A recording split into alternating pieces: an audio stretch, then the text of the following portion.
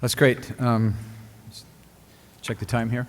It's great to be here with all of you and to share a passion that we all have, and that's Brazil. Many of you may know my story. My father served a mission for the Mormon Church in Brazil in the mid-1950s, and then came back and was so in love with Brazil, enamored with Brazil, that he wanted to move to Brazil back and work there. So we got married and moved back, had a baby, moved to Brazil. And we lived there for 7 years, and during which time I had the good fortune of being born in Sao Paulo.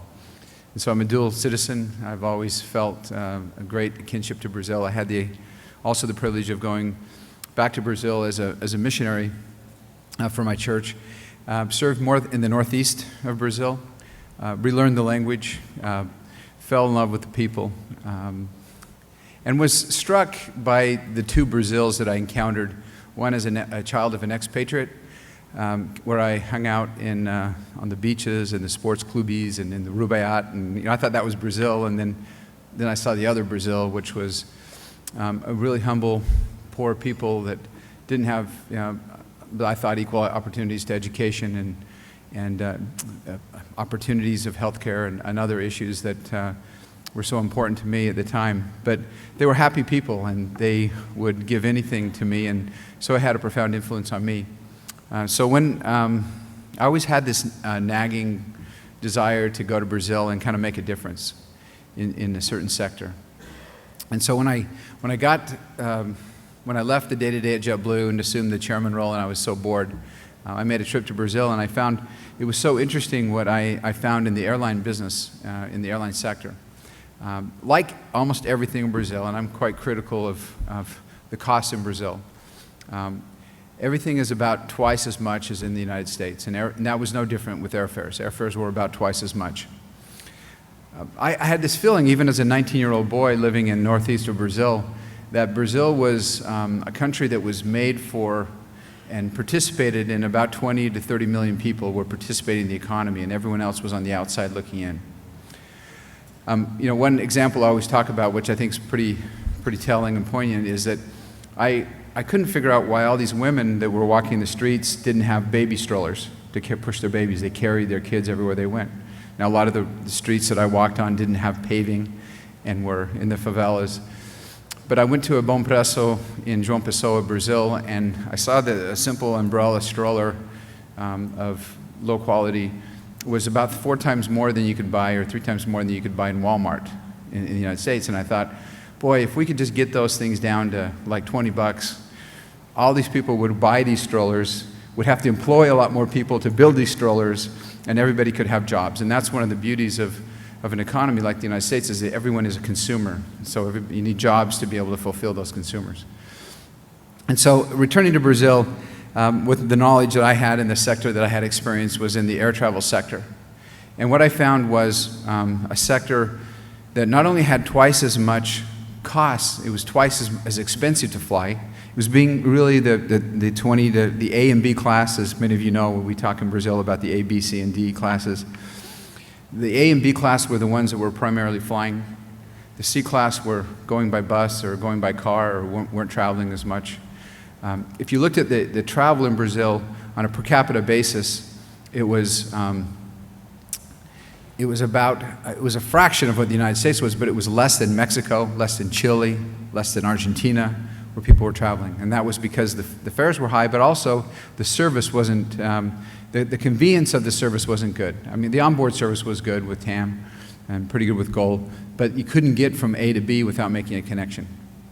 In the top 25 markets in Brazil, only 21% of them had nonstop service between them, entre si. That was it. And so people had to make connections. It was inconvenient. You had to spend the night.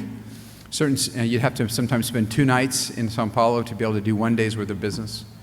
Sao Paulo is not a good example, but if you lived in Porto Alegre and you wanted to go to Belo Horizonte, you had to make a stop. 2 huge cities, no nonstop service. And so, ironically enough, what was needed most in Brazil was Embraer jets, smaller planes with lower operating costs, and no one in Brazil had purchased Embraer jets. And we went to go see BNDES the first time and said, hey, we want to help you finance these planes of yours. And they said, well, we're really for it. We do it for exporting. We went to see the people that we did at JetBlue. We launched the 190 at JetBlue. So we went to go see them and say, okay, we're here, now let's finance some jets. And they said, oh no, but we do export financing. And I said, well, a plane that stays in Brazil, we showed a chart that showed a plane in Brazil generated 12 million reais a year of revenue for the government. I said, would you rather finance a plane to go to overseas, which is great, because you need those for Embraer to be successful, or would you rather have a plane that continues to generate revenue inside of Brazil? And they said, well, you need to go see domestic infrastructure on the fourth floor, because we're export. So we worked through all that, and we have a great relationship with BNDES today. So, and this is really an infrastructure conference, but I wanted to give you that backdrop, and I want to make a few comments about infrastructure in the few minutes I have left. One of the things, and I want to talk specifically just for a minute about airport infrastructure. I was not a big proponent of privatization of airports. I didn't think, it was unfortunate that we had to go down that route, I think. And the reason that I believe that is that airports are unique things in an economy. They're very unique. They're unico. I mean, they're like the only thing that a city has. And if you take a model like in the United States, our airports are owned primarily by cities, and they're owned primarily by states. Where in Brazil, 85% of our airports are owned by Infraero, which is the federal government agency. There is a law in the United States that an airport cannot make a profit. If it receives any kind of federal funding, which all of them do, they cannot make a profit. Every dollar that's made on the airport has to stay on the airport. Now, why is that the case? Well, it's kind of silly regulation. Some infinite wisdom somewhere, which is with our federal government isn't that wise either. So I'm not here in the United States. Compared to federal governments, usually aren't that. But they determined that if a mayor or a governor decided to use an airport as a huge revenue source and jack up the cost of doing business in a short term, would get some extra revenue, but long term would affect the city greatly. Because there's an economic model that says the higher the cost, the less people travel. It's just the way it is. I don't care if you're in the A class, B class, if it's higher cost. And so my concern was, with privatizing airports in Brazil, was that now we entered into a profit model.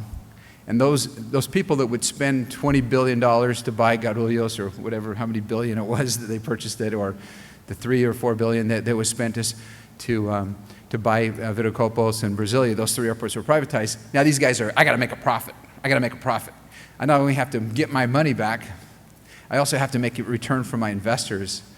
And the interests of the economic development of the surrounding city, not necessarily, is aligned with the interests of the people who are investors in the airport. And that was my concern. Now, on the other side, it was necessary. We had the World Cup coming up. We had the Olympics. Brazil, again, well-intended governments trying to do the right thing. Brazil enacted a set of anti-corruption regulations, 8666. And then they have the Tribunal de Contas. I don't even know what it is in English. What's Tribunal de Contas in English? We're going to have a panel that's talking about this, where it was mechanisms that were put in place to make sure that nobody was awarded contracts because of corruption or whatever. But these set of regulations that were put in place made it almost impossible for Infraero, who a lot of smart people at Infraero, a lot of well-intended people, it made it very difficult for them to be able to get projects done. One example that we had, a couple of examples, Viracopos was growing, it was succeeding, we were adding people, we needed more of everything at the airport. So we determined we needed more buses because we didn't have jetways to transport people to airplanes. So Infraero bought the buses were delivered, they were sitting on the tarmac, but the company who had been contracted to provide the drivers for the buses, that was put up for bid. and there was a conflict. When you lose a bid and another company comes in, you can go to court, you can stop the process. And so for a period of 6 or 8 months, the buses sat there, the customers needed the buses, and while this was all being resolved through the whole solicitation process that was involved. And so it took a long time to resolve. The other issue, we had a tarmac that had painted, they had painted on the tarmac spots for, I think it was about 16 airplanes. And we needed 26 airplane positions so we could add another 5 million, 6 million passengers to the airport.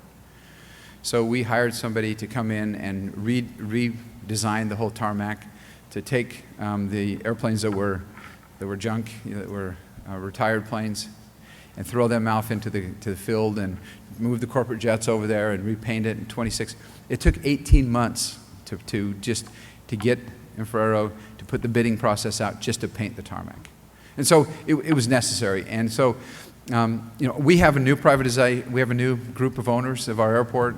So far, it's very refreshing. And I don't want to emphasize that I really like Infraero. I like the people there, but they're really amarrado. They're tied by regulations that they can't move quickly. They don't have the agility to be able to move quickly and to respond to things. Our new owners, Triumph, these guys have designed a terminal and are breaking ground on a terminal, and they expect to have it done. A huge domestic and international terminal will be done before the World Cup in less than 2 years. Remarkable. I mean, when things happen in Brazil, when you start when you turn the first shuttle and you get things going, then it moves very quickly. And there's lots of expertise, a lot of people that workers, and it's a great thing. With the exception, and so that's when it's a private sector job. Now, we also have an example of, and I see the vice chairman of the Tribunal de Contas. I mean, one of the things I've been asking this question now for, I've been in Brazil, we're doing business, we'll make 4 years. We have a couple of airports in Brazil that started construction. I think it was about 6 or 7 years ago. One of them in a very important city for Brazil, kind of the epicenter for all of the pre-sol work that's being done in Victoria. An airport started in construction. The terminal is about, well, you could fit almost the whole airport in this room. And the runway is short, and it's a tricky airport to land in. But it started, and then the work was stopped because of the Tribunal de Contas, and it hasn't commenced for about 7 years. Now, we can't do that in Brazil. I don't know what the process is. I'm not smart enough. I'm not experienced enough. I don't want to criticize something I know nothing about, other than the fact is from an operator who's trying to grow the market in Brazil, who sees opportunity in Victoria, who sees our people stuck in this room, where I ask for flights to go to Victoria, where I want to have more service and provide more lower fares to more places, and be told, sorry, we don't have the capacity at the airport because we haven't built our new airport yet, and to see that work stopped for this long a period of time, something has to change. We together as Brazilians have to figure out how to pre-approve these projects before, if they're going to be government projects, and then once they start and there's impropriety or something that's being seen, the work needs to continue, and the people still need to be held accountable. But work cannot stop. We cannot stop projects. And the same thing is in Goiânia. We have the same issue in Goiânia as well. So I'm winding down my time here, but just a couple more comments, and as it relates to air travel and infrastructure. One of the most wonderful things about, I didn't need to go to Brazil and do this. It was something that I did because I love the country and I wanted to make a difference. And today, with our merger together with Trip, where we've now combined everything and we'll be selling one operation in about 30 days from now, we serve 100 cities in Brazil. 100 cities. We serve more cities domestically than Gol and Tam combined. We serve 43 of our 100 cities. We are the only airline that serves it. I mean, we are a very important asset to Brazil. There are people who, if we didn't serve the city, they'd have to go by canoe to get out of their cities. And so it's very important. There's not even road access to some of the cities we serve in the Amazon basin. And I love the fact that we can come in and we can offer low-fare service. And many of you may read, but when I fly on an Azul flight, as I did on a JetBlue flight, I talk to every single customer on the flight. I talk to all the customers. I want to hear their stories. And I don't recall one of the maybe 100 Azul flights I've taken over the past, or 200 flights I've taken over the past 3 years. I don't recall one flight where I haven't met a person who has never flown before. It's remarkable how many people are either flying for the first time or have never flown before. And one of my concerns with some of the taxing policies we're seeing, and I remember I talked about when costs go up, people travel less. I think there's a little bit of a pensamento, a little bit of a thought that, oh, these people who travel are all rich, A and B class. What's the difference if we raise the fares a little more? What's the difference if we have a connection fee we'll throw on there to increase the privatization of the airport fees? We can increase landing fees. We can increase we have to do the DSEA fees, the air traffic fees, and we've seen our costs just for our little company raise about 200 million reais over the past couple of years of just increased costs. And today, if you take a 200 real ticket, 72 real of our 200 reais goes for some form of government fee, be it to state government through ICMS, through connection fees, through employment fees, through all kinds of different fees. I have a little chart that we show that. And so, I worry that we are we're one of the companies that are engine for the economy. And I know that President Rousseff wants to really incentivize regional aviation, and we're spending a lot of time talking to Secretary Wagner Bittencourt about what can we do to help do more traffic. But I think the best thing we can do is to keep our costs low and understand that air travel is not for the A and B class anymore. It's for the C class. It's vital to a city like Passo Fundo. We don't serve Passo Fundo yet because we can't get in there because of infrastructure issues. The people who live in Passo Fundo have to go 4 hours by car to Porto Alegre to catch a flight. Now, there's one flight in the afternoon at 3 o'clock in the afternoon that goes to Guarulhos. That's it for the whole city that has a catchment area of about 500,000 people. And so we have to work together to work on this infrastructure, and we're having good conversations with the Secretary Civil. We have to move these projects along quicker. We can't be stopped for 5 years. We have to put the infrastructure in there. We have to take some of the money from the privatized airports, like has been promised, which is great.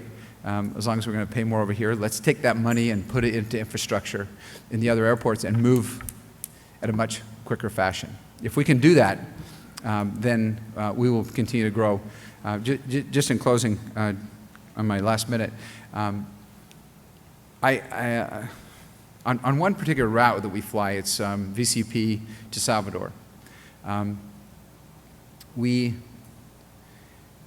Before we started flying, there were 34 people on average a day that flew that route. Today, there were over 500 people that go up and come back, 1,000 people a day that fly that route from 34. You say, well, how could that be? Are you stealing people from Sao Paulo? What's going on? Well, the Sao Paulo airports have increased traffic during that time. So who are these people that are traveling back and forth? So I took a trip to Salvador one day to talk to customers and find out. And so on the way up, I met a businessman that said, "Boo, thank you so much for your service. I opened a branch office in Salvador. I used to go maybe once a year there, and now I go every week. So I go every week." So he's one of them. He was one of those 500 people a day. On the way home, I met 2 little ladies that were in their seat, and they were nicely dressed. And I thought, wow, these are first-time travelers. They look like they're going to church or something. And so I went and talked to them, and I said, "Are you traveling for the first time?" And they said, No. It's our 3rd flight on Azul.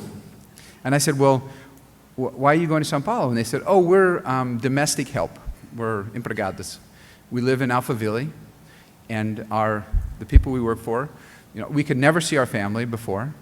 And now when they go out of town, they buy us a ticket on Azul because it's so cheap. They take us over to Shopping Tamboré, put us on the free bus.